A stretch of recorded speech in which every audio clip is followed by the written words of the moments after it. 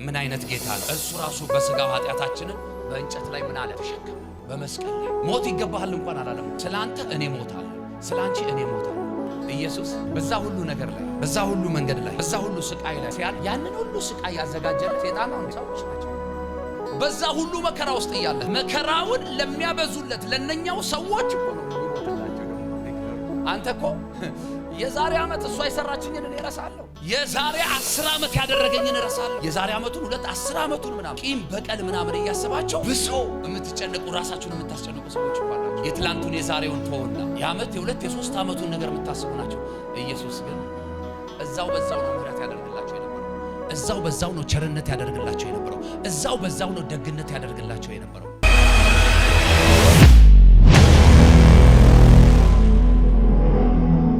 ኦኬ መጽሐፍ ቅዱስ ያዛችሁላችሁም ኢሳይያስ 53ን ታወጣላችሁ። ዛሬ ከዚህ ክፍል ጥቂት ነገር ነው የማወራችሁ። ሙሉ ሐሳቡን ጭብጡን ለመያዝ እንዲመቻችሁ ሙሉ ክፍሉን 12 ቁጥሮች አሉት። እነዚህን 12 ቁጥሮች ወንድማችን ዘርሽ ያነብልናል። እኔ ደግሞ ከ12 ቁጥሮች ውስጥ ደግሞ 3ቷ ቁጥሮች ላይ ብቻ ጥቂት ቆሜ የተወሰነ ሐሳብ አካፍያችሁ ጌታ መንፈስ ቅዱስ እንደመራን እንሆናለን። ሁላችሁም ተከታተሉት። መጽሐፍ ቅዱስ ያልያዛችሁ ደግሞ ጆሮአችሁን ብቻ ሳይሆን ልባችሁንም ከፍታችሁ አድምጡት። በጌታ በኢየሱስ ስም አነበዋለሁ። እኛም በጌታ በኢየሱስ ስም እንሰማሃለን። የሰማነውን ነገር ማን አምኗል? የእግዚአብሔርስ ክንድ ለማን ተገልጧል? በፊቱ እንደ ቡቃያ ከደረቅ መሬት እንደ ሳር አድጓል። መልክና ውበት የለውም፣ ባየነው ጊዜ እንወደው ዘንድ ደም ግባት የለውም። የተናቀ ከሰውም የተጠላ የሕማም ሰው ደዌንም የሚያውቅ ነው።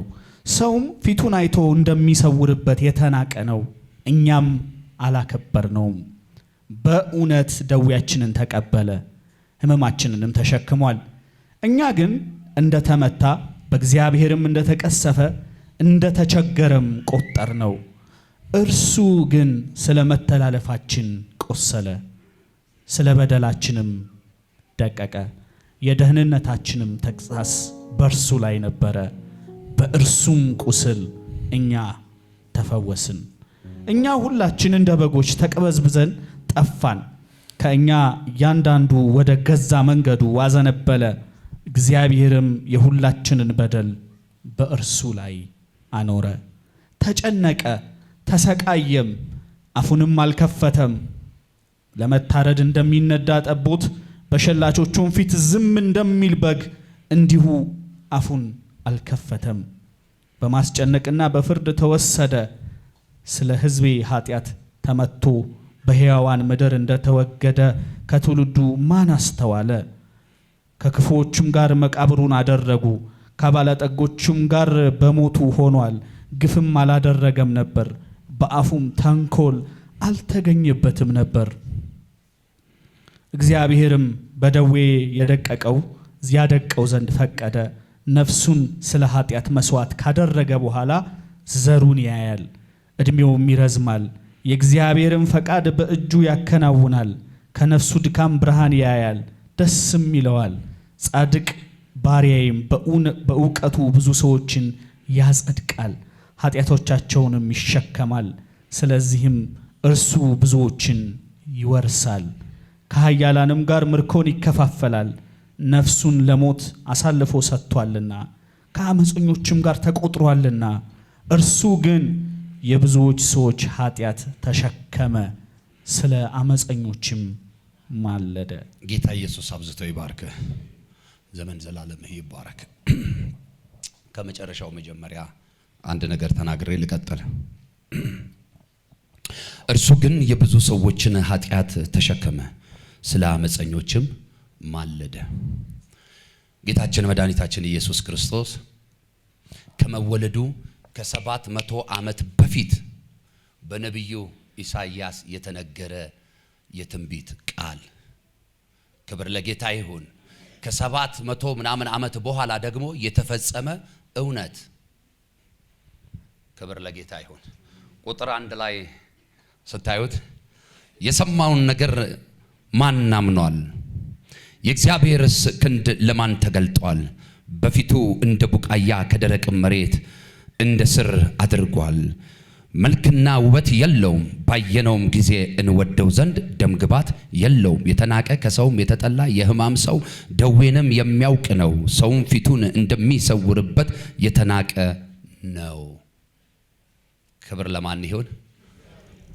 ነቢዩ ኢሳይያስ ይህንን መልእክት ከተናገረ ከ700 ዓመት በኋላ ጌታችን መድኃኒታችን ኢየሱስ ክርስቶስ በአብ ፕሮግራም ወደዚህ ምድር ሲመጣ በእርሱ ሕይወት ላይ የተፈጸመ ነው።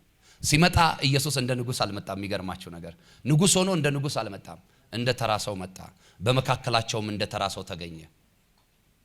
ባይንቁት ይገርመኝ ነበር፣ ባይጠሉት ይገርመኝ ነበር፣ ባይገፉት ይገርመኝ ነበር። ለምን ሲባል ንጉሥ ሆኖ ስላልመጣ። ክብር ለጌታ ይሁን። አጠገባችሁ ያለውን ሰው ንኩትና ጌታ ለምን እንደመጣ ይገባሃል ወይ? ባሪያ ሆኖ የመጣው ከባርነት ነፃ ሊያወጣህ ነው። ትንሽ ሆኖ የመጣው ትልቅ ሊያደርግህ ነው። ክብር ለኢየሱስ ይሁን። እና ዛሬ እኔ መናገር የምፈልገው ጥቂት ሐሳብ ከቁጥር 3 እስከ ቁጥር 5 ባሉት በእነዚህ 3 ቁጥሮች ላይ ነው። 3 ቁጥሮች ላይ ነው። ማስታወሻ የምትይዙ ሰዎች ካላችሁ ይጠቅማቸዋል። ቁጥር 3 ላይ እንዲህ የሚል ቃል አለ። በሰዎች የተናቀ የተጠላ የሕማም ሰውና ስቃይ ያልተለየው ነበር። ሰዎች ፊታቸውን እንደሚያዞሩበት አይነት የተናቀ ነበር፣ እኛም አላከበር ነው። በነገራችን ላይ ሰው በጣም ሲንቃችሁ መጀመሪያ አይደለም የሚናገራችሁ። ሰው በጣም ሲንቃችሁ ፊት ነው የሚያዞርባችሁ። ሊያድናቸው የመጣ ጌታ፣ ከኃጢአት እስራት ነፃ ሊያወጣቸው የመጣ ጌታ፣ ከሞት ሊያስመልጣቸው የመጣውን ጌታ ባለማወቃቸው ምን አሉት ይላል? ፊታቸውን አዞሩበት። ዛሬ በክርስቶስ ኢየሱስም ፊት ያዞረባችሁ፣ ቀኝ የከለከላችሁ፣ የተቀየረባችሁ ነገር በምርኮ ተመለሰ። በምርኮ ተመለሰ። በምርኮ ተመለሰ። አንድ ሰው የኔ መልእክት ነው ካለ አሜን ብሎ ይውሰደው። የኔ መልእክት ነው ካልሽኝ አሜን ብለሽ ውሰጂው። ቁጥር 4 በእርግጥ እርሱ ደዌያችንን ወሰደ፣ ሕመማችንንም ተሸከመ። እኛ ግን በእግዚአብሔር እንደተመታ፣ እንደተቀሰፈ፣ እንደተሰቃየም ቆጠር ነው። በማን እንደተመታ? በእግዚአብሔር እንደተመታ። የእግዚአብሔር ፕሮግራም ነው እንጂ በእግዚአብሔር አልተመታም። ግን እኛ በእግዚአብሔር እንደተመታ ምን አልነው? ቆጠር ነው። ቁጥር 5 ነገር ግን እርሱ ስለ መተላለፋችን ተወጋ፣ ስለ በደላችንም ደቀቀ። በእርሱ ላይ የወደቀው ቅጣት ለእኛም ሰላምን አመጣልን፣ በእርሱም ቁስል እኛ ተፈወስን። ዋው! አጠገባችሁ ያለውን ሰው ንኩትና የዛሬውን ችግር አትየው፣ የዛሬውን መከራ አትየው። ከዛሬ በሉት 2000 ዓመት በፊት በቀራንዮው መስቀል ላይ ተፈውሰሃል፣ ተባርከሻል፣ ስራሽ ተሰርቶልሻል፣ ስራ ተሰርቶ አልቆልሃል። አሜን ስትሉ በኢየሱስ ስም ይሁንላችሁ። ኦኬ፣ እነኚህን 3 ቁጥሮች ላይ ለኔ የታዩኝን የተገለጡልኝን ወሳኝ የሆኑ ነጥቦች ሰጥቻችሁ አልፋለሁ። 4 ነገሮች እነግራቸዋለሁ። 4 ነገሮች ሆኑ በእነዚህ አጭር በሚመስሉ 3 ቁጥሮች ውስጥ። የመጀመሪያውና አንደኛው የተናቀና የተጠላው ሰው የተናቁትንና የተጠሉትን ሰዎች የሚወደዱ አደረጋቸው። እሺ፣ የምንወደድ አደረገ። ምን የተባለው? የተናቀውና የተጠላው ሰው የተናቁትን፣ እሺ ስለናንተ አይመለከተኝም፣ ስለ ራሴ የተናቁትንና የተጠላውትን እኔን አንተ የሚባለውን ሰውዬ ዛሬ በፊታችሁ ነቢይ ተብሎ የቆመውን ሰው የሚወደድ ሰው አደረገው። በግልጽ ቋንቋ ከሰውም ሰው አደረገኝ። እርሱ ምን ሆኖ ተንቆ፣ እርሱ ምን ሆኖ ተጠልቶ፣ እርሱ ምን ሆኖ ተገፍቶ፣ እርሱ ምን ሆኖ ተዋርዶ ማንን አከበረው? እኔን። ያከበረው አለ? ጌታ ያከበረው ሰው አለ እዚህ ጉባኤ? ክብር እንዲሰጣቸው ያደረገው ነገር ምንድን ነው? ስልጣናቸው። አያችሁ፣ ይሄ የኔና የእናንተ ጌታ ግን የተጠላው የተናቀው ከስልጣናት በላይ እኮ አይደለም። የስልጣን ሁሉ የበላይ ስልጣን ያለው ጌታ ድንገት መጥቶ በመካከላቸው ሲገኝ ተናቀ፣ ተገፋ። ሎክ ለምሳሌ አሁን እዚህ ጉባኤ ውስጥ ሁላችንም አንድ አይነት አይደለንም። እንደየመልካችን ብዙ አይነት ነን። በባህሪ፣ በስራ ፖዚሽን፣ በትምህርት ደረጃ፣ በአገልግሎት የጸጋ ስጦታ የተለያየ ነገር አለ። ዛሬ ምናልባትም እኮ እዚህ ጉባኤ መካከል አንድ ሚኒስትር ሊኖር ይችል ይሆናል። አሁን በስጋ ያልተገለጠልን በመንፈስም እስካሁን ያልታየን አግኝታችሁኛል። በቅባት ነገ ምድርን የሚያሳርፍ የሆነ ብላቴና አሁን እዚህ ጉባኤ ውስጥ ሊኖር ይችል ይሆናል። ለቤተሰብ ለዘር በረከት መሆን የሚችል ሰው፣ አባት መሆን የሚችል ሰው፣ የአብርሃም መንፈስ ያለበት አንድ ሰው እዚህ ጉባኤ ሊኖር ይችል ይሆናል። አሁን ግን በስጋም በመንፈስም እስኪገለጥልን ድረስ እንደምን ቁጭ ብሏል? እንደ ተራ ሰው። ኢየሱስ እንደዚህ ነው ድንገት የተገኘው።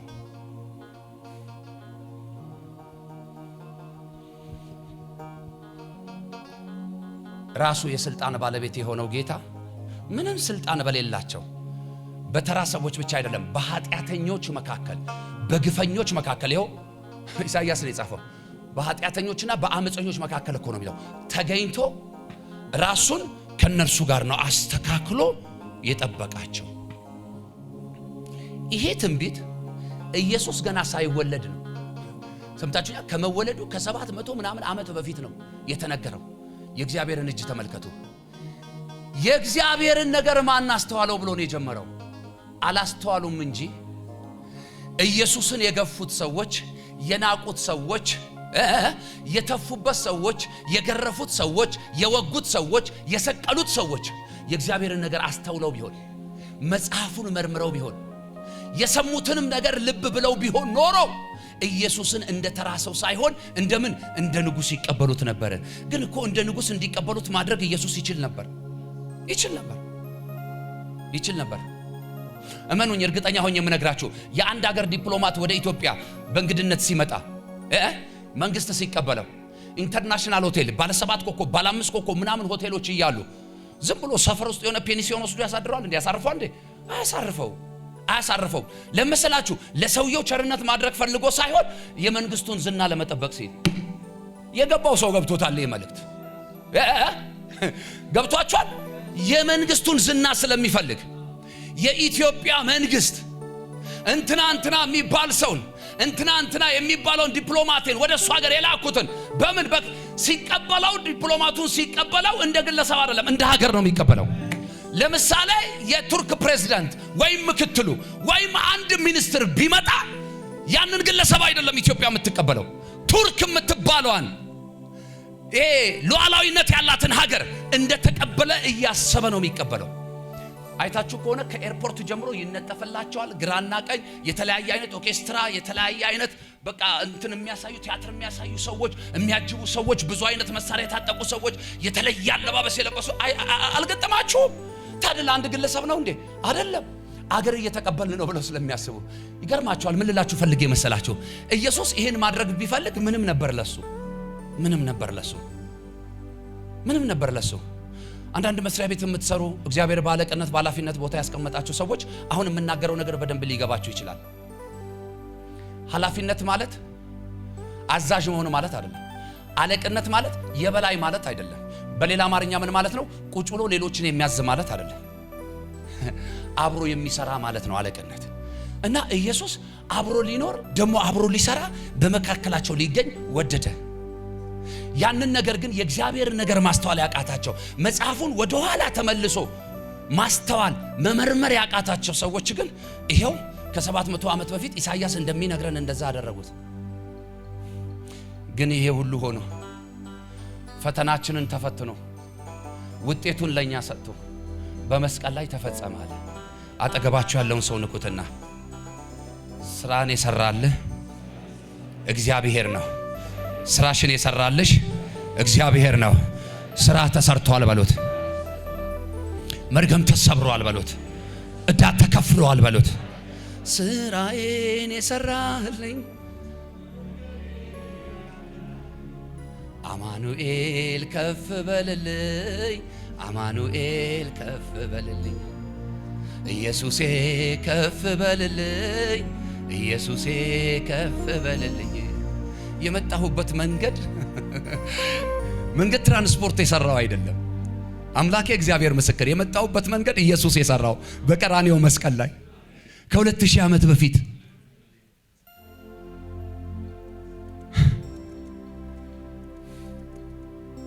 መዳናችን እንዳይቀልብን፣ መዳናችን እንዳይቀልብን ወደነው ሳይሆን ወዶን የሞተልን ጌታ ያለን ሰዎች ነን እኛ። አንዳንድ ሰዎች ስለማይወሰድባቸው እንደው ቀለል ሊያደርጉት ይችሉ ይሆናል። እኔ መዳኔን አላቀለው ደም ተከፍሎበታል። አንድ ልጁ ሞቶበታል። የዳንበት እውነት አይቅለልብን። እሺ ዮሐንስ 1:11 ለሰው ሁሉ የሚያበራው እውነተኛው ብርሃን ወደ ዓለም ይመጣ ነበር፣ በዓለምም ነበረ፣ ዓለሙም በእርሱ ሆነ፣ ዓለሙም አላወቀውም። የእርሱ ወደ ሆነው መጣ፣ የገዛ ወገኖቹም አልተቀበሉትም። ወደ ገዛ ወገኖቹ መጣ። ትንቢቱ መፈጸም ጀመረ። ኢየሱስ መጣ አይደለ? ከዛ ሲመጣ ቀድሞ የመጣ ወደ ገዛ ወገኖቹ ነው። ግን የገዛ ወገኖቹም ምን አላሉም አለ ዮሐንስ? አልተቀበሉትም። ያልተቀበልነው ጌታ እኮ ነው የተቀበለን። ያልመረጥነው ጌታ እኮ ነው የመረጠን። ያልወደድነው ጌታ እኮ ነው የወደደን። ምንም አይነት ነገር በምድር ስትኖሩ ሊቀያየርባችሁ ይችላል። እማይቀየር አንድ አለ በላይ በሰማይ በአብ ቀኝ፣ ኢየሱስ ይባላል። ሁኔታ ሲቀየርባችሁ፣ ነገር ሲቀየርባችሁ፣ ሰው ሲቀየርባችሁ አታማሩ። ይሄ የዓለም ሲስተሟ ነው፣ ባህሪዋ ነው። የማይቀየር ጌታ እንዳላችሁ ግን እርግጠኛ ሁኑ። እነኛ እየተቀያየሩ የሚያስቸግሯችሁን ነገር ሁሉ እርሱ መቀየርን ያውቅበታል። እስኪ ከዚህ በኋላ በሉ የኔ ነገር በኢየሱስ ስም ተቀይሯል። ሌላው ሁለተኛ ሐሳብ አሁንም ከዚህ ክፍል አውድ ሳልወጣ ህመማችንን ተሸከመ። ህመማችን የሥጋ ብቻ ሳይሆን የነፍስን ጨምሮ ማለት ነው። መጽሐፍ ሲናገር የኃጢአት ደሞዙ ምንድነው ይላል? ሞት ነው ይላል። ሞት ይዞ የመጣውን ያንን ህመም እሱ ተሸከመ። የሚሊዮን የቢሊዮኖቹ ህመም አንድ እሱ ብቻውን ተሸከመ። ያው የመስቀል ሞት ሞተ። የመስቀል ሞት ሞተ። አራተኛው ቁጥር በእርግጥ እርሱ ደዌያችንን ወሰደ ህመማችንንም ተሸከመ። እኛ ግን በእግዚአብሔር እንደተመታ እንደተቀሰፈ እንደተሰቃየም ቆጠር ነው። ህመሙ እንደተወሰደለት የሚያምን ሰው አለ? ህመማችንን እንደወሰደ እንደተቀበለ እንደተሸከመ የሚያምን ሰው አለ? እርግጠኞች ናችሁ? በቃ አሁን ያለው ህመም፣ አሁን ያለው ችግር፣ አሁን ያለው መከራ ካለፈው ከተከፈለልን ስለማይበልጥ ወገኖቼ እንደ ቀልድ ታልፉታላችሁ፣ እንደ ዋዛ ታልፉታላችሁ። አንድ ሰው ቀኙን ብድግ ያድርግና ይሄኛውን መከራ ባሉት አልፈዋለሁ። ያለፈው መከራዬ በክርስቶስ ኢየሱስ ከተከፈለ ይሄኛው መከራዬን በኢየሱስ ስም አልፈዋለሁ። ማቴዎስ 8 አውጣልኝ። ማቴዎስ 8 ከቁጥር 16 እስከ 17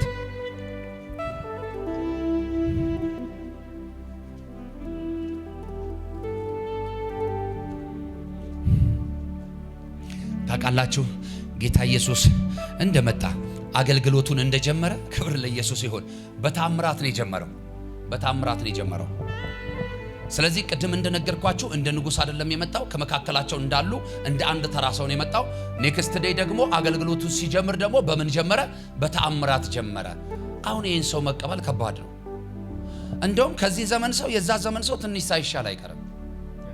የዚህ ዘመን ሰው ቢሆን ሁሉም ነበር የሚወግረው። የዛን ዘመን ሰዎች ግን ሁሉም አልተናገሩም። አንዳንዶች ሲያምኑ፣ አንዳንዶች ሳያምኑ፣ አንዳንዶች ደግሞ ሲከተሉ፣ አንዳንዶች ሳይከተሉ፣ አንዳንዶች ደግሞ ጥለው ሲሄዱ፣ አንዳንዶች ደግሞ አብረው ሲሄዱ እናያለን። በዚህ ዘመን ቢሆን ግን ሁሉም ነበር ትቶት የሚሄደው። እርግጠኛ ሆኜ ነው የምነግራችሁ። በዚያም ዘመን ፈውስና ዳቦ ፈላጊዎች ነበሩ። መጽሐፍ ስለሚናገር የማይካድ እውነት። ምን ፈላጊዎች? ፈውስና ዳቦ። ስለዚህ ፈውስና ዳቦ የሚፈልግ ሰው እስከ መጨረሻ አይከተልም ጌታ። እስኪ ጠግብ ነው የሚከተለው፣ እስኪ ፈወስ ነው የሚከተለው። ህመማችንን ታመመ፣ ደዌያችንን ወሰደ የተባለው ጌታ እስከ መጨረሻው ስጋን ብቻ ሳይሆን ነፍስም የፈወሰንን ጌታ የዘላለም ሕይወት የሰጠንን ጌታ እንዴት ለፈውስና ለእንጀራ ብቻ? የለም አሁን እንደዚህ አይነት ሰው እንጀራና ፈውስ የሚፈልግ ሰው የለም። ግን ጌታ በሕይወታችን ከዚህ የበለጠ ነገር አላረገም። እሱን ያደረገ ጌታ አሁን ለኛ የሚበላና የሚጠጣ ነገር ይነሳናል ብላችሁ ታስባላችሁ? በፍጹም አይነሳም። ጌታ በፍጹም አይነሳም። ታስታውሳላችሁ ገና የመጀመሪያው ተአምራትን ዮሐንስ ወንጌል ላይ ምዕራፍ 2 ላይ በቃና ዘገሊላ ያደረገውን ተአምራት በጣም ግራ የሚያጋባ በጣም የሚያስጨንቅ የማይመስል ነገር በተአምራት የጀመረው አገልግሎቱ አሁንም በተአምራት ቀጠለ። በወንጌላት ላይ ሁሉ ላይ ስታነቡ በየሄደበት በሽተኞችን ምን ይል ነበር? ይፈውስ ነበር። አጋንንቶችን ምን ይል ነበር? ያባረር ነበር። በስልጣን ቃል በሙሉ ሞገሱ በሙሉ ግርማው በሙሉ ክብሩ ያ ሁሉ የሆነ ግን ጥቂቶች ነበሩ የሚያምኑት፣ ጥቂቶችም ነበሩ የሚከተሉት። ቢኮዝ የተጻፈው ቃል የታመነ ስለሆነ ኢሳይያስ ገና ሲጀምር ምን ብሏል? የተጠላ የተገፋ ከ700 ዓመት በፊት እኮ ነው ለሱ የተገለጠለት የእግዚአብሔር መንፈስ የገለጠለት። ምን እንደሚሉት እንደሚጠሉት፣ እንደሚገፉት፣ እንደማይቀበሉት ያንን ሁሉ አልፎ ግን ለማይቀበሉት መከራቸውን እንደሚቀበል ያው አስረግጦ ይናገራል። ሳንቀበለው እኛን ብቻ ሳይሆን መከራችንን ሁሉ ተቀብሎ በነፃ ሄዶ ያለ ጌታ ስሙ ለዘላለም ይባረክ። እሺ በመሸም ጊዜ አጋንንት ያደረባቸውን ብዙዎችን እርሱ አመጡ። ያዘው። በመሸም ጊዜ በመሸ ጊዜ ኢንሴንስ ሌላ ተስፋ የላቸው፣ ሌላ ተስፋ የላቸው። ምናልባት የመሸው ቀን እስኪነጋ ሰዎቹ በሕይወት ላይኖሩ ይችሉ ይሆናል። አጋንንቱ ሊያጠፋቸው ይችል ይሆናል።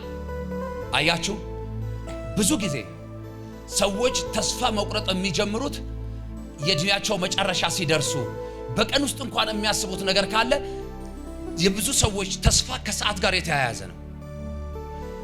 ቀን ሲሆን በጊዜ ሲሆን በሚቀጥለው ሰዓት፣ በሚቀጥለው ደቂቃ፣ በሚቀጥሉት ሰከንዶች ብሎ ሰው ተስፋ አድርጎ ይጠብቃል።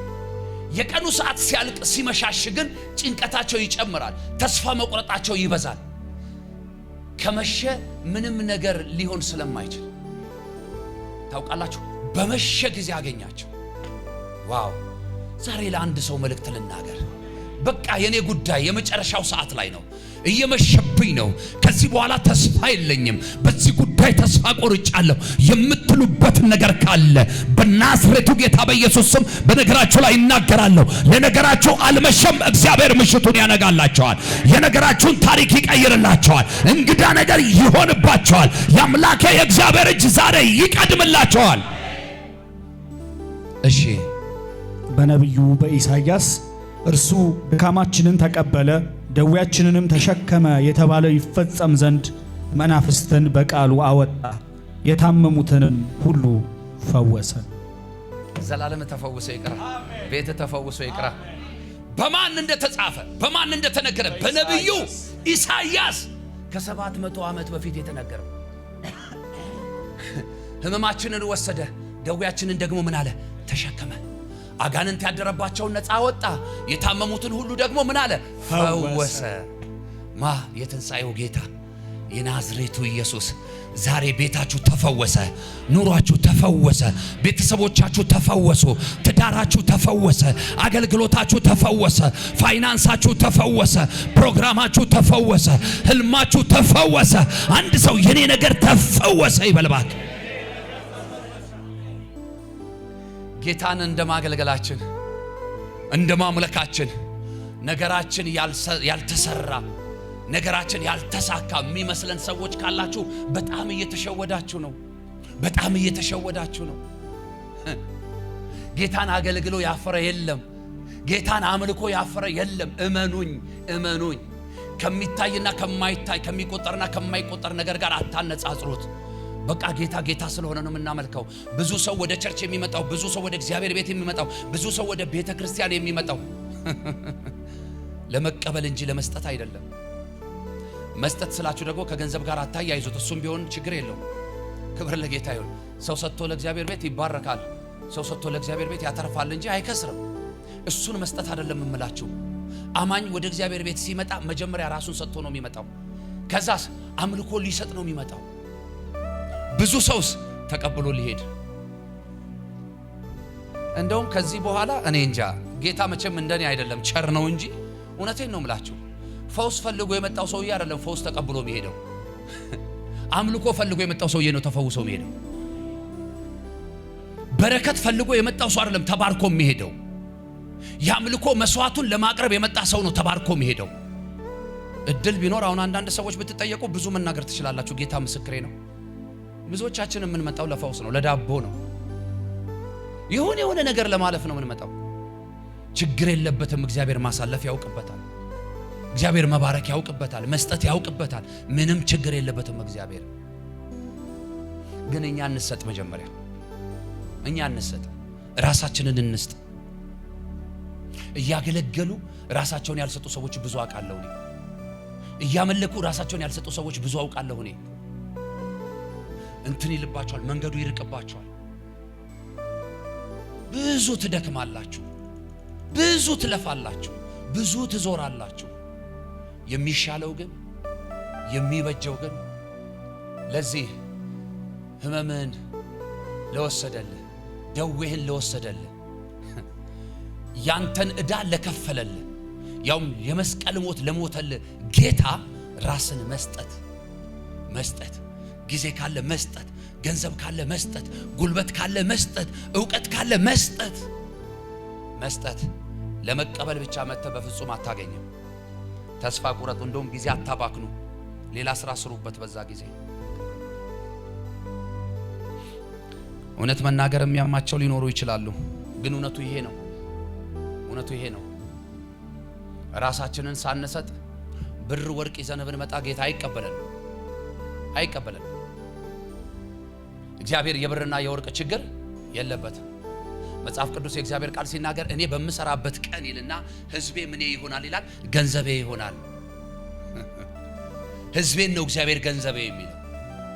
አያችሁ፣ ገንዘቤ የሚለው ህዝብ ደግሞ መጀመሪያ ለእግዚአብሔር ከገንዘቡ በፊት ምኑን መስጠት አለበት? ራሱን።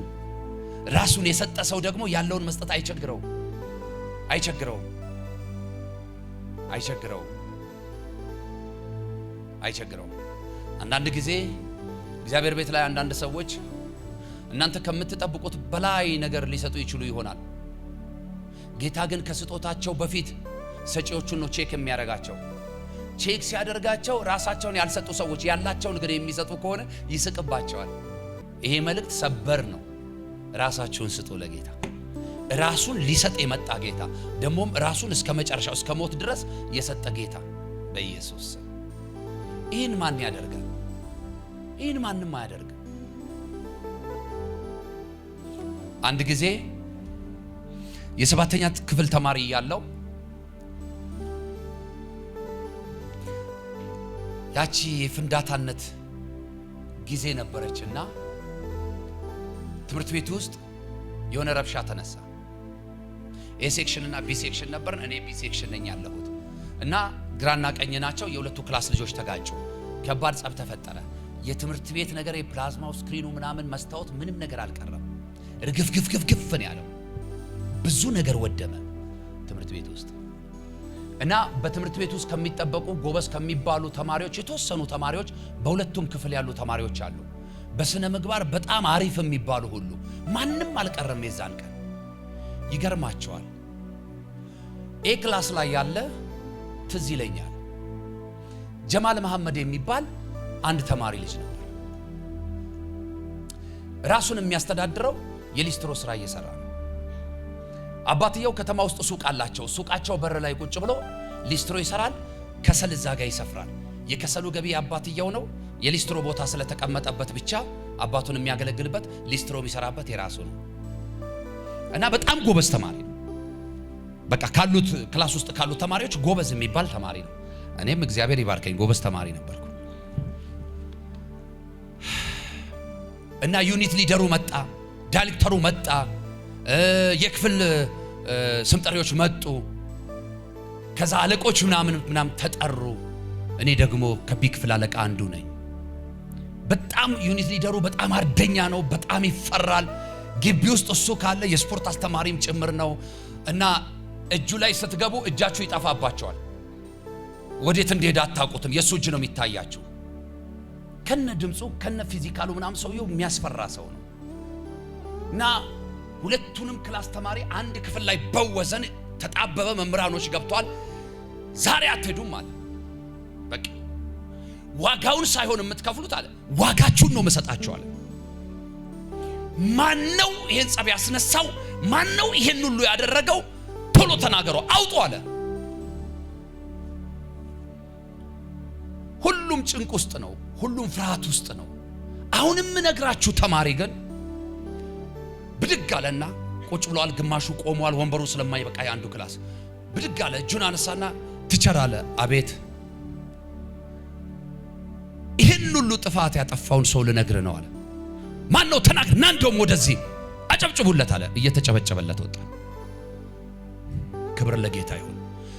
ይሄን ሁሉ ጥፋት ያጠፋሁት እኔ ነኝ አለ ጂሰስ። ይሄን ሁሉ ንብረት ያወደምኩት እኔ ነኝ አለ። በእኔ ምክንያት ነው አለ። ጌታ ምስክር፣ ለዚህ ምክንያት ተጠያቂ ሊሆን በፍጹም አይችልም። ልጁ እንደዛ አይነት ቦታም ይገኝ አይደለም። ከገጠር አካባቢ የመጣ ልጅ ነው። የዛን ዓመት ነው እዛ ትምህርት ቤት የገባው። በጣም ጨዋ፣ አንገደፊ ምናምን አይናፋር የሚባል አይነት ልጅ ነው። ግን ኃላፊነቱን ወሰደ። አሃ አንተ ነህ ማለት ነው። ኦኬ ናውጣ። በሙሉ የነበሩት ርዕሰ መምህሩ፣ ዩኒት ሊደሩ፣ የክፍል ስም ጠሪዎች በሙሉ ይዘውት እንደ ሌባ ወደ ቢሮ። ተማሪው እንደ ተፈታ ግሪሳ ወፍ ብሎ ክፍል ለቆ ወጣ። ግማሹ ባጠር፣ ግማሹ በግቢ በር። ቢሮ ወሰዱት። ምንድን ያደረከው አሉት። ምንም አላደረኩም አለ። ተማሪው ኦሬዲ ተበትኗል፣ ግቢ ለቆ ወጥቷል። እና ለምንድን ነው ኃላፊነት የወሰድከው? ስለምወዳቸው ነው። ይሄንን ሁሉ ተማሪ ብትቀጡ አለ ዋጋውን አይደለም ማስከፈላችሁ፣ የቃውን ዋጋ አይደለም ማስከፈላችሁ፣ ዋጋችሁን ነው የምሰጣችሁ ስትል ትቸር። አንድ ተማሪ ጥርስ ቢወልቅብህ፣ አንድ ተማሪ አይኑ ቢጠፋብህ፣ አንድ ተማሪ የሆነ ነገር ቢሆንብህ ሌላ ችግር ውስጥ ከምትገባ እኔ ኃላፊነቱን ልውሰድና መቀጣት ያለብኝን ልቀጣ። ሁለተኛ ነገር ደግሞ እኔ ትንሽ ቢዝነስ አለችኝ፣ ትንሽ ሳንቲሞች አሉኝ። ማሰራት ካለብኝ እነሱ ምንም የሌላቸው ተማሪዎች ናቸው። እኔ እየሰራው ነው መማረው። እኔ ከነሱ እሻላለሁ። መክፈል ካለብኝ በገንዘብም እከፍላለሁ፣ መቀጣት ካለብኝም እቀጣለሁ አለና ተንበረከከ። ክብር ለማን ይሁን? በል በሰላም ሂድ፣ ጠዋት በጊዜ ና ተባለ። ጠዋት ሰልፍ ላይ ዩኒት ሊደሩ ቆመና ሙሉ የግቢውን ተማሪ ማለት ነው እዛ ሰልፍ ላይ እንዳለ ይሄንን ምስክርነት ከነገረ በኋላ የካቲት 67 ትምህርት ቤት ይባላል። በየካቲት ትምህርት ቤት ውስጥ አለ አንድ ተማሪ ያገኘዋል። 17 ዓመት አስተምሬያለሁ። አንድ ተማሪ ያገኘዋል። እሱም ጀማል ይባላል። ወደዚህ ና አጨብጭቡለት ተባለ። ስቴጅ አለች። ወጣ ስቴጅ ላይ ንገራቸው ትላንትና የተፈጠረው ነው። ነገረ ሰልፍ አንድ ፔሬድ እዛው ተቃጠለ። ነገረ እዛው ሰልፍ ላይ ለምንድን ነው ይሄንን ያደረከው ሲባል ስለምወዳቸው። ማጅን ይሄ በህይወቴ በዘመኔ ያየሁት ነው። አንድ ሰው ስለ ብዙ ሰዎች ኃላፊነት እወስዳለሁ፣ የነሱን እኔ እቀጣለሁ ሰው ሲል አይታቸዋል። ጌታ ግን የዱላ የገንዘብ የስድብ አይደለም። የምን የደም ዋጋ የነፍስ ዋጋ በነፍስ እከፍላለሁ ብሎ መቼም ሰው ስትሆን ሁለተኛ ነፍስ የለም። አንድ ጊዜ ችግር የለውም ስሙን ባነሳው የሀገራችን ጠቢብ የሚባል ምሁር የሚባል አንድ ታላቅ የሥነ ጽሑፍ ሰው አለ። የምታውቁት ሰዎች ትኖሩ ይሆናል። ስብሐት ገብረ እግዚአብሔር ይባላል። አሁን በሕይወት የለም። እንደዚህ አለ፣ እኔ በሕይወቴ ዘመን በዓለም ሁሉ ላይ የምደነቅበትና የማደንቀው ነገር አንድ አለ። ብዙዎቻችሁን በጠይቃችሁ ማንን ታደንቃላችሁ ብላችሁ ኢየሱስን ትሉኛላችሁ። ለምን ብል ከሞት ተነስቷል ትሉኛላችሁ። እኔ ግን እሱን አይደለም የማደንቀው አለ። የማደንቀው አንድ አለ። እሱ ቼኩቬራ የሚባል ለጥቁሮች የነፃነት መብት ታግሎ እንደማይነሳ እያወቀ የሞተ ሰው እሱን አደንቀዋለሁ አለ። ኢየሱስ ሲባል እንደሚነሳው አውቆ ነው የሞተው። ዓለም ስትሰውርባችሁ የተጠበባችሁ ይመስላችሁና ገደል ጨለማ ውስጥ ከታቸዋለች። አያችሁ? እውነት ኢየሱስ እንደሚነሳው አውቆ ነው የሞተው። ኢየሱስ ለዝና ነው የሞተው? ለታሪክ ነው የሞተው? ተጠራጥራችኋል። እናንተንም ከዚህ ሰው ያለያችሁ። በጣም በብዙ ጽሁፎቹ ኢንጆይ ማድረግ ሰው ነበርኩኝ፣ ግን ይሄን ንግግሩን ከሰማሁ በኋላ በጣም ደነገጥኩኝ። ሰው በዚህ ልክ ከእግዚአብሔር ጋር ይላተማል? ታውቃላችሁ? ኢየሱስ የሞተው ለሰው ልጆች የነጻነት መብት ብቻ ሳይሆን ለሰው ልጆች ሞትን ነው የሞተው። ለሰው ልጆች ሞት ሲሞት ሞትን ራሱ ቀብሮ ገሎ ተነሳ። ክብር ለኢየሱስ ይሁን። መልእክት አለኝ ዛሬ። የሰማይ አምላክ እግዚአብሔር በሞተባችሁ ነገር ሁሉ ላይ ትንሣኤ ያደርጋል። ትንሣኤ ይሆናል። አንድ ሰው ይጩህና ለኔ ነገር ይበል እስቲ። ዛሬ በጌታ በኢየሱስ ስም ትንሣኤ ይሆናል። አሜን ላለ ላመነ ሰው በኢየሱስ ስም ይሆንላል። አንደኛ ጴጥሮስ ምዕራፍ 2 ቁጥር 24 ለኃጢአት ሞተን ለጽድቅ እንድንኖር እርሱ ራሱ በሥጋው ኃጢአታችንን በእንጨት ላይ ተሸከመ፣ በመገረፉ ቁስል ተፈወሳችሁ። አሜን አትሉም? በጌታ ለኃጢአት ሞተን ለጽድቅ እንድንኖር አይገርምም? ምን አይነት ጌታ ነው! እርሱ ራሱ በሥጋው ኃጢአታችንን በእንጨት ላይ ምን አለ? ተሸከመ። በመስቀል ላይ በቀራንዮው መስቀል ቆይ አለ። መጣና ኃጢአተኛውን ሰው የሚገርማችሁ ነገር አንተ እንዲና እንደዚህ በድለኸኛል አላለም። አንተ እንዲና እንዲህ አይነት በደል አለብህ። ኃጢአቶችን፣ ጥፋቶችን፣ ድካሞችን፣ ውድቀቶችን ምናምን አልቆጠረም። መጣና ብቻ በቃ ስላንተ እኔ ሞታለሁ። ሞት ይገባሃል እንኳን አላለም እኮ ኢየሱስ። ስላንተ እኔ ሞታለሁ፣ ስላንቺ እኔ ሞታለሁ። ምን አይነት ጌታ ነው! ቅድም የነገርኳችሁን ይሄ ሐኪም የሚነግረንን አይነት በሽታ እኮ አይደለም የተሸከመው። ሞት የሚባለው አንዴ ለመጨረሻ ታሪካችሁን ከመቃብር በታች የሚያስቀረውን እሱን ተሸከመ።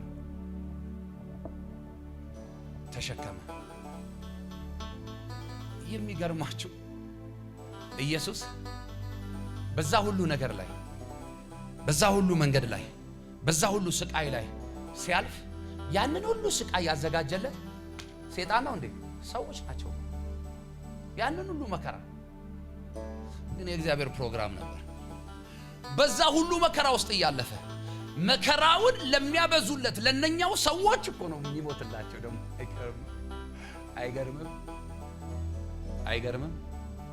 አንተ እኮ የዛሬ ዓመት እሷ የሰራችኝን እኔ እረሳለሁ።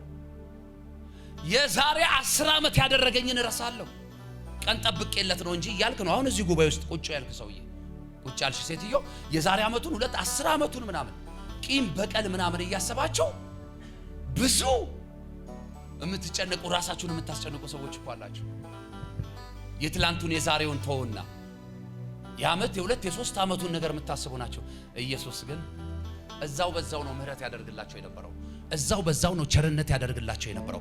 እዛው በዛው ነው ደግነት ያደርግላቸው የነበረው።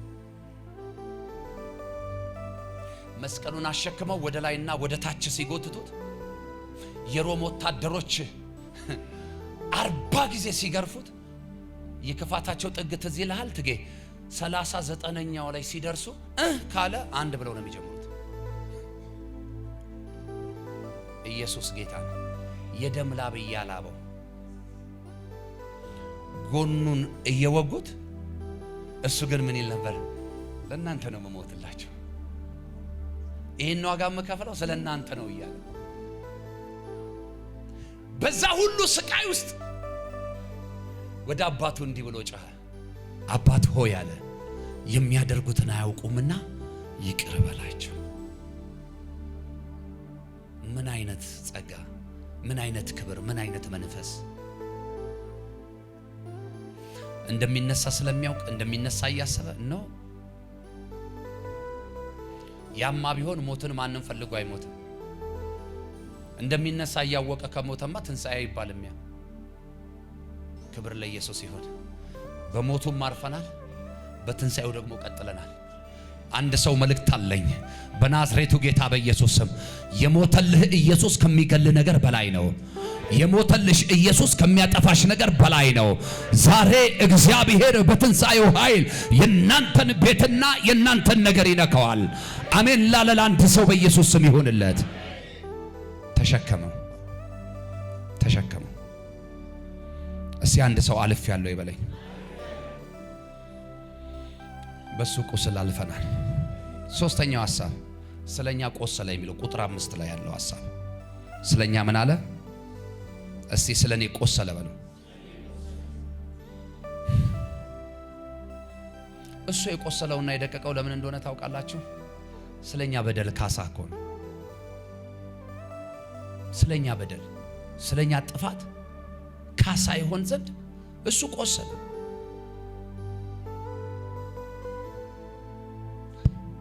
ወገኖቼ የመጨረሻ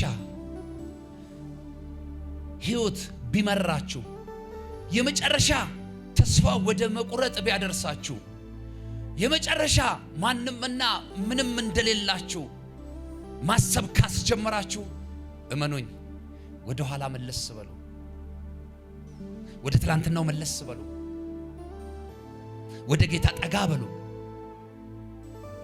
እርሱ በመስቀል ላይ የሰራላችሁ ስራ፣ የሰራልኝ ስራ፣ የሰራልን ስራ ብቻውን በቂ ነው። ያ ተስፋ ያስቆረጠን፣ ያ ያስጨነቀን፣ ያ የተጫነን የትኛውም ነገር ጌታ ምስክር ነው። ኔክስት ፈልጋችሁ አታገኙትም። ምኑን ማሰብ ስትጀምሩ? የመስቀሉን ስራ፣ የመስቀሉን ስራ፣ የመስቀሉ ስራ አንዴ ለዘላለም ነፃ የወጣንበት ነው። አንዴ ለዘላለም ልጅ የሆንበት ነው። አንዴ ለዘላለም ያረፍንበት ነው። አንዴ ለዘላለም የተባረክንበት ነው። የተባረክንበት ነው። ስለዚህ ድንገተኛ የሚመስሉ ነገር በሕይወታችን ላይ ጣልቃ በገቡ ጊዜ ሁሉ የመስቀሉን ስራ፣ የመስቀሉን ጌታ፣ የትንሣኤውን ኃይል የምንረሳ ከሆነ እንደ ሰው መቆም፣ እንደ አማኝ መቀጠል ይከብደናል። ከሌሎቹ ከአሕዛቦቹ ጌታን ከማያውቁ ሰዎች በምንም አንለይም፣ በምንም አንለይም። እንዳልኳችሁ ኢየሱስን የተከተልነው ለእንጀራና ለዳቦ አይደለም። አሁን እዚህ ጉባኤ መካከል ካለን ሰዎች ኔክስት ግማሾቹን ላናገኛቸው እንችላለን። ይሄ ምንም መገለጥ አያስፈልገው። ለምን መሰላችሁ? ግማሹ ለዳቦ ነው የሚከተለው፣ ለዳቦ ነው የመጣው። ግማሹ ለፈውስ ነው የመጣው። ግን ጌታ የሕይወቱ ጌታ እንደሆነ፣ ሞቱን እንደሞተለት፣ አሸናፊ እንዳደረገው፣ በሰማያዊ ስፍራ በክርስቶስ ኢየሱስ እንደባረከው የሚያምን ሰው ቢሞላ ደሞ ባይሞላ ቢሳካ ረባ ይሳካ፣ ኧረ እኔ ሳላቆም ምስጋና እያለ ነው የሚያመልከው። እኔ አንዳንድ ሰዎች አውቃለሁ፣ ፕሮፌት ደሞዝ ተጨመረልኝ ጌታን አክብርልኝ ያሉ ሰዎች ሰምቼ አውቃለሁ። ማለት መጥፎ አይደለም፣ ጥሩ እኮ ነው። ግን ደሞዝ ሲጨመር አይደለም ጌታን የምናመሰግነው። ደሞዝ ሲጨመር አይደለም። የሆነ ነገር እጃችን ላይ ሲገባ ሲበዛልን ምናምን በሆነ ነገር የተባረክን ሲመስለን አይደለም። ሁሌም እስቲ ሁሌም በሉ። ስለዚህ የኔና የናንተ በደል ሁሉ በማን ላይ ተከመረ? በኢየሱስ ላይ። የሆነ ሰው አስገድዶት ሳይሆን ከኛ መካከል ደግሞ መልካም ሰዎች ስለነበርን ሳይሆን እሱ ራሱ መልካም ስለሆነ በፈቃዱ ደዌያችንን ምን አለ? ወሰደው። በቃ ምን ማለት መሰላችሁ? ወንጌላዊ ናስቲ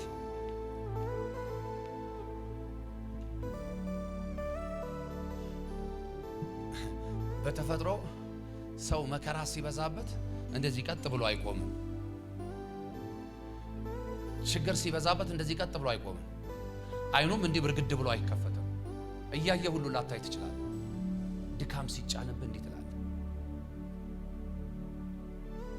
እንዲህ ትላለህ።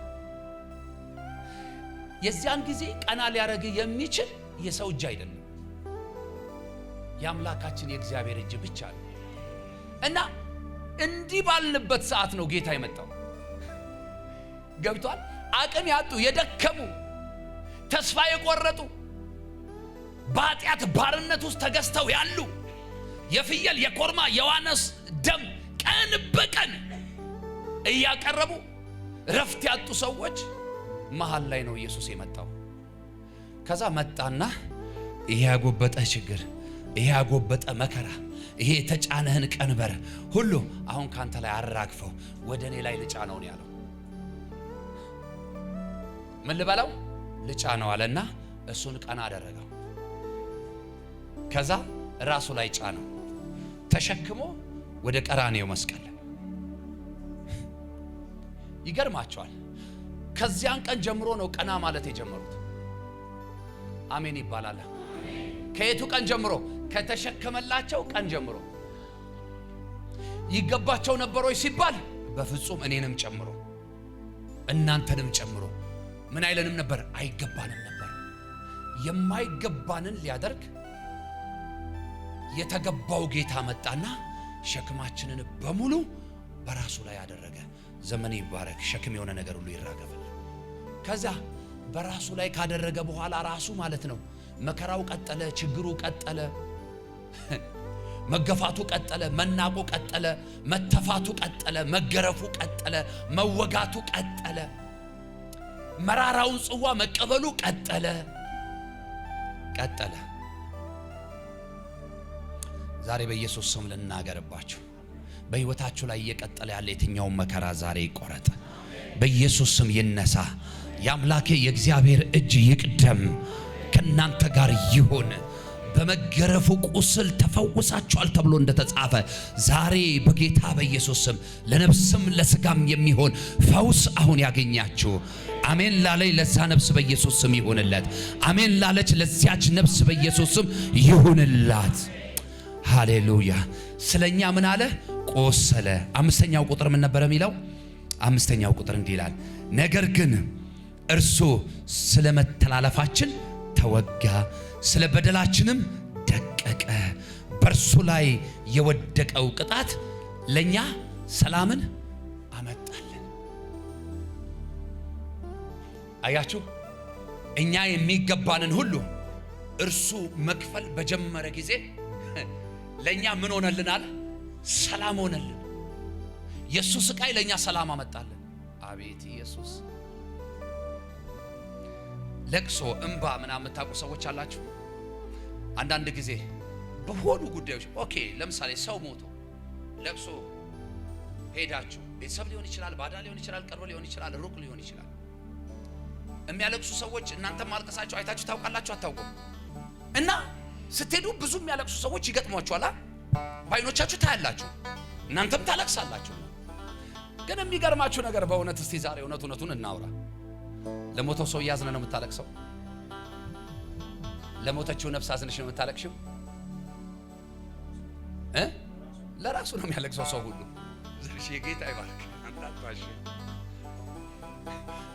ሁለት ነገር ነው። የመጀመሪያውና አንደኛው አንዳንዱ ሰው የሚያለቅስ ሰው አይቶ ነው ፍቄ የሚያለቅሰው። አስለቃሹን አይቶ ነው የሚያለቅሰው። አንዳንድ ሰው እንደው ማልቀስ የማይፈልግ ደረቅ ራሱ የአንዳንድ ሰው አለቃቀስ ያስለቅሳላ። እኔ ገጥሞኝ ስለሚያውቅ አልዋሽም። የሆነ በቃ የሆኑ ሰዎች አለቃቀሳቸው ራሱ ያስለቅሳቸዋል፣ ሳትፈልጉት ማለት ነው። ይሄ ምን ይባላል? ግዴታ። ታውቃለህ፣ ተገዳችሁ ነው ይሄን ለቅሶ የምታለቅሱት። እና ያላወቀ ቤተ ዘመድ እዛ ፍራሽ ላይ ጥግ ቁጭ ብሎ ወይ መስኪን እንደው ምን ያህል ቢያውቀው ምን ያህል ቢወደው ነው እንደው ሲያሳዝን፣ በቃ በሉት ባካችሁ ውሃ ስጡት ምናምን ይባላል። ምንም እኮ ሰውየው በልቡ ላይ ምንም ፍቅር የለውም፣ ምንም ርህራሄም የለውም። የሚያለቅሱ ሰዎች ናቸው ያስለቀሱት። ሁለተኛው ወንድሜ ዘርሽ እንዳለው ለራሱ ነው የሚያለቅሰው። ታውቃላችሁ፣ ብዙ ሰው ሲኖር ሞት እንዳለ አያስብም። ለዛ ነው ሰው ሁሉ ጅብ የሚሆነው። ለዛ ነው ሰው ሁሉ ጨካኝ የሚሆነው፣ አረመኔ የሚሆነው፣ በልቼ ልሙት የሚለው። ሞት ያለ አይመስለውም። በተለይ ጴንጤ ስለ ሞት ሲነሳ ይፈራል፣ ይደነግጣል እንጂ ሞት ያለ አይመስለውም። ሞት እንዳለ ብናውቅ በጌታ ፊት ነው የምነግራቸው፣ ሁላችንም ሼፕም ሻርፕም ሆነን በእግዚአብሔር ሐሳብ ውስጥ እንኖር ነበር። ብዙዎቻችን ሞት እንዳለ አናስብ። ስለዚህ ሰው ሞት እንዳለ የሚያስታውሰው የዛን ቀን ነው፣ የሆነ ሰው የሞተ ቀን ነው። ከዛ እንዲህ ማለት ይጀምራል። በውስጡ እኮ ነው እግዚአብሔር ወይ መኖር ሳልጀምር እኔም ልሞት ነው። ያንን ሳላደርግ፣ ያንን ሳታደርግልኝ፣ ይሄን ሳልሰራ፣ ዛጋ ሳልደርስ ጥቂት ቤተ ዘመድ ስለሞተ ሰው ፍቅር ሊያለቅስ ይችላል እንጂ ከዛ ውጭ ያለው ሰው በሙሉ የሚያለቅሰው ለራሱና በራሱ ጉዳይ ነው የሚያለቅሰው። ለራሱና በራሱ ጉዳይ ነው የሚያለቅሰው። ክብር ለጌታ ይሁን።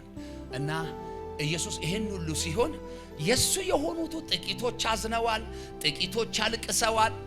ግን ያዘኑትም ቢሆኑ ያለቀሱትም ቢሆኑ ጌታ ምስክር ነው የምነግራችሁ፣ ስለ ጌታ አይደለም፣ ስለ ራሳቸው። ነገ ተረኞች ነን። ታውቃላችሁ እረኛውን መታው መንጎቹ ይበተናል እንደሚል ዋናው ተመቷል፣ እኛን ማን ይተወናል? ታስታውሳላችሁ ሐዋርያት ሥራ ምዕራፍ 12 ላይ የእግዚአብሔር ሰው ጴጥሮስ በታሰረበት ወቅት በነ ማርታ ቤት ምን ይደረግ ነበር? ምን አይነት ጸሎት? ጥብቅ ጸሎት፣ ጥብቅ ጸሎት። የሚጸልዩ ሰዎች እዛ ቦታ ላይ ያሉ ከሱ ጋር አብረው የበሉ የጠጡ የኖሩ የሚወዳቸው የሚወዱት ናቸው። ይሄን ያው የእግዚአብሔርን ቃል አብረው የበሉ ናቸው፣ አብረው የጸለዩ ናቸው። ግን ይገርማቸዋል የነሱ ጸሎት፣ ይሄ የኔ መረዳት ነው፣ ሶሪ የነሱ ጸሎት ጴጥሮስን የማስፈታት አልነበር። ጴጥሮስን የማስፈታት ፕሮግራም የእግዚአብሔር ነው የነበረው። ለምን እንደሆነ ታውቃላችሁ?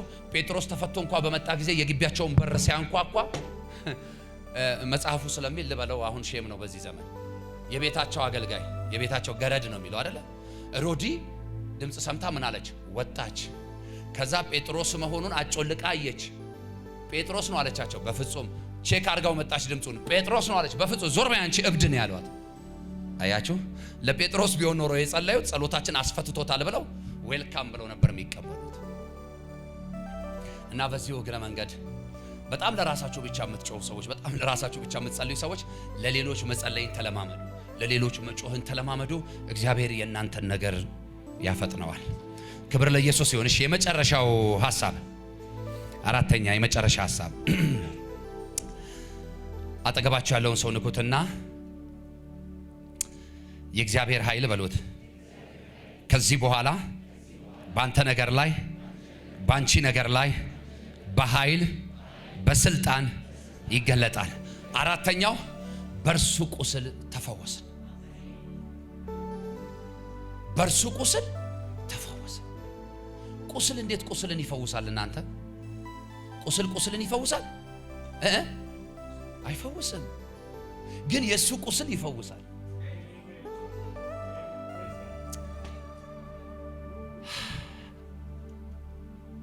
ስለ በደላችን፣ ስለ ኃጢአታችን፣ ስለ መተላለፋችን ታልፎ የተሰጠው ያ የጌታ ቁስል ዛሬም ለዘላለም ይፈውሳል። የስጋን ፈውስ ብቻ አይደለም ይሄ ክፍል፣ የነፍስን ፈውስ ያገኘንበት እውነት የክርስቶስ ኢየሱስ ቁስል ነው። የተወጋው ጎኑ እኛን ፈወሰን። ጠላቶች ወግተው የገደሉት ሲመስላቸው ታውቃላችሁ የምንሞተውን እኛን በሕይወት አስቀጠለን። መልእክት አለኝ። ጌታ እንደሞተልህ ታምናለህ? ጌታ እንደሞተልሽ ታምኛለሽ? እመኚኝ፣ ያንቺ ነገር አልሞተም፣ በሕይወት አለ። ያንተ ነገር አልሞተም፣ በሕይወት አለ። የናንተ ነገር አልሞተም፣ በሕይወት አለ። እግዚአብሔር ነገሮቻችሁን በጌታ በኢየሱስ ስም ዛሬ ይቀሰቅሰዋል። ይሄ ከኩነኔ ዳንበት፣ ከኃጢአት ነፃ የወጣንበት፣ ያረፍንበት፣ ቀንበራችን የተሰበረበት እውነት የመገረፉ ቁስል ነው። የዘላለም ሕይወት ያገኘንበት እውነት የመገረፉ ቁስል ነው። እንዲህ በሞገስ እንዲህ በክብር እንዲህ በሰውና በእግዚአብሔር ፊት የተሰበሰብነው በመገረፉ ቁስል ነው። አይኑር አይባልም። በመካከላችን አሁን ሙስሊም አለ፣ ይኖር ይሆናል። አይኑሩ አይባልም። በመካከላችን ኦርቶዶክሶች አሉ፣ ይኑሩ፣ ችግር የለውም። አይኖሩም አይባልም። ግን ይገርማቸዋል፣ እኔንና እናንተን አማኙን ግን የሰበሰበው አንድ እውነት ነው። ይሄ ወንጌል፣ ይሄ ወንጌል፣ ይሄ ወንጌል ዛሬም ለዘላለም ይሄ ወንጌል በምድር ላይ ይሰበካል፣ በኢትዮጵያ ላይ ይሰበካል፣ በዓለም ሁሉ ላይ ይሰበካል። የምንሰብከው ሌላ ንጉሥ የለም። የምንሰብከው ሌላ ጌታ የለም። የምንሰብከው ሌላ ትልቅ የለም። የምንሰብከው ሌላ ታላቅ የለም። ትንሽ ሆኖ ትልቁ ጌታ የሞተልንን ዕድሜ ዘላለማችንን ሁሉ እንሰብከዋለን፣ እንመሰክረዋለን። ጳውሎስም እንዲህ አለ፣ እኛ ግን አለ የተሰቀለውን ክርስቶስን እንሰብካለን። ጌታ መንፈስ ቅዱስ ከረዳኝ ቀጣይ እሁድ አንድ የምንማረው ትምህርት ይኖራል። ምንም አይነት ነገር በሕይወታችሁ ላይ መጥቶ ቢያስጨንቃችሁ መሄድን አታስቡ። ከሱ ፊት መራቅን አታስቡ። መጥፋትን አታስቡ። የሚገርማችሁ ነገር ዞራችሁ ትመጣላችሁ። የኔና የናንተ አድራሻችን መስቀሉ ስር ነው። ሌላ አድራሻ የለንም። እንኳን እኔና እናንተ በዓለም ያሉት ገና ይመጣሉ። አድራሻቸው መስቀሉ ስር ይሆናል። ስለምወዳችሁ ነው። ለምን ይቅርባችሁ? ሮሜ ምዕራፍ 8 ቁጥር 1 የመጨረሻ መልእክቴ ነው። ዘርሼ ሮሜ 8 ቁጥር 1 እንግዲህ በክርስቶስ ኢየሱስ ላሉት አሁን ኩነኔ የለባቸውም። በቃ አሜን አትሉ? እንግዲህ በክርስቶስ ኢየሱስ ላሉት መቼ? አሁን ኩነኔ የለባቸውም። ካሁን በፊት ቅድም ይባላል አይደል? ቅድም ምን ስለሆነልን፣ ምን ስለተሰራልን፣ ዋጋ ስለተከፈለልን፣ መሞት ለሚገባን ኢየሱስ የሚባል ጌታ ስለሞተልን መጽሐፍ ሲናገር ደም ሳይፈስ ስርየት የለም ይላል። ቅድም እንደነገርኳችሁ በዚያን ዘመን የነበሩ ሰዎች፣ ከአዲስ ኪዳን በፊት የነበሩ፣ በብሉይ ኪዳን የነበሩ ሰዎች ለኃጢአታቸው ማስተሰሪያ ዕለት ተዕለት የበግ ደም፣ የኮርማ ደም፣ የዋኖስ ደም፣ የጠቦት ደም እያቀረቡ ምን ይሉ ነበር? ይሰቃዩ ነበር። አሁን ከዚህ ስቃይ የሚያሳርፋችሁ አንዴ ለመጨረሻ ጊዜ የሚሆን ሊቀ ካህናችሁን ኢየሱስ የሚባለውን ጌታ ሰጥቼ ላሳርፋችሁ አለ እግዚአብሔር። ያመኑቱ የገባቸው ተከተሉት፣ ያልገባቸው ሰቀሉት። ግን እየሞተ እደግመዋለሁ፣ አባት ሆይ የሚያደርጉትን አያውቁምና ይቅር በላቸው። በየትኛውም አይነት ሁኔታ ውስጥ ለፉ።